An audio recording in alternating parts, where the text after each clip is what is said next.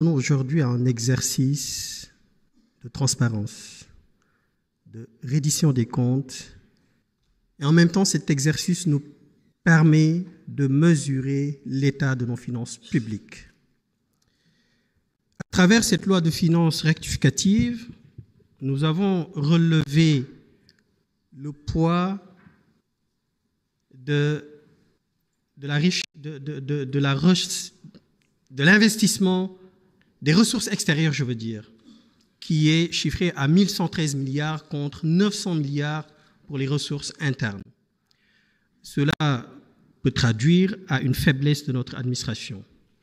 Même si à travers la loi de finances initiale de 2005, vous avez parlé, ou vous nous avez annoncé des réformes au niveau fiscal, mais les réformes annoncées manquent de mesures concrètes pour leur mise en œuvre. Et nous avons vu dans un passé récent que de telles annonces, nous avons relevé un retard dans la mise en œuvre de telles mesures. Donc, il serait bien, Monsieur le ministre, que vous nous précisez les mesures précises, concrètes qui seront mises en place pour la mise en place des réformes que vous avez annoncées, comme la rationalisation de l'exonération fiscale.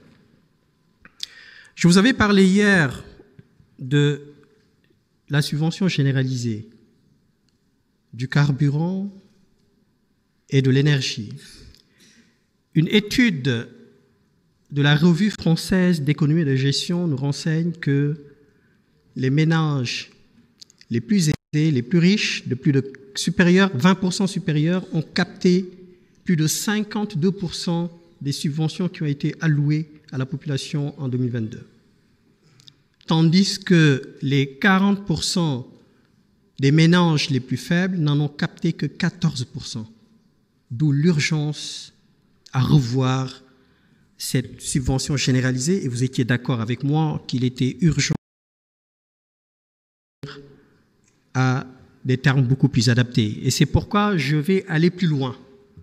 Concernant la subvention énergétique, c'est vrai que dans le rapporteur nous précisait que vous allez recourir au service des institutions internationales. Moi, je pense qu'on peut rester au niveau local, comme l'a précisé un des parlementaires. On pourra étudier la possibilité de mettre en place des coupons énergétiques afin de pouvoir mettre en place des mécanismes compensatrices qui pourraient être beaucoup plus favorables aux ménages les plus vulnérables. Des coupons énergétiques, et les bénéficiaires seront sélectionnés à travers le registre national unique. Et chaque bénéficiaire recevra un coupon à travers son identification, le numéro d'identification nationale de ce registre unique. On pourra faire de même pour le carburant.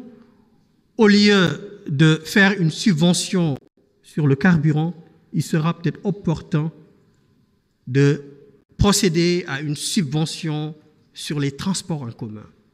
Puisque un parlementaire l'a dit tout à l'heure, certains ménages n'ont même pas les moyens de s'acheter une voiture, alors que le bas peuple, les Sénégalais diminuent, prennent les transports en commun, faire de sorte que le service soit réduit.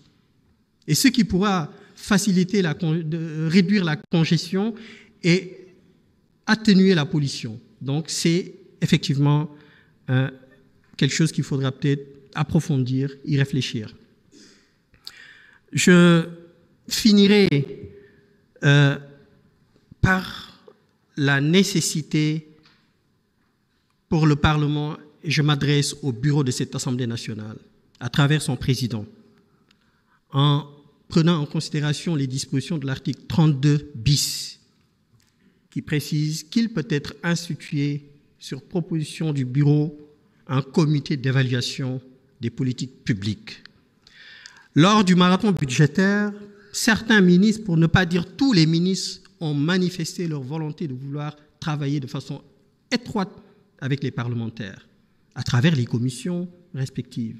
Donc il serait nécessaire, Monsieur le Président, avec votre bureau, de mettre en place ce comité d'évaluation des politiques publiques qui sera que bénéfique pour nos concitoyens et pour l'exécutif. Merci pour votre attention. Merci beaucoup, honorable Cheikh Tidiane Youm. Donc, honorable Ousmane Ciss, vous avez la parole.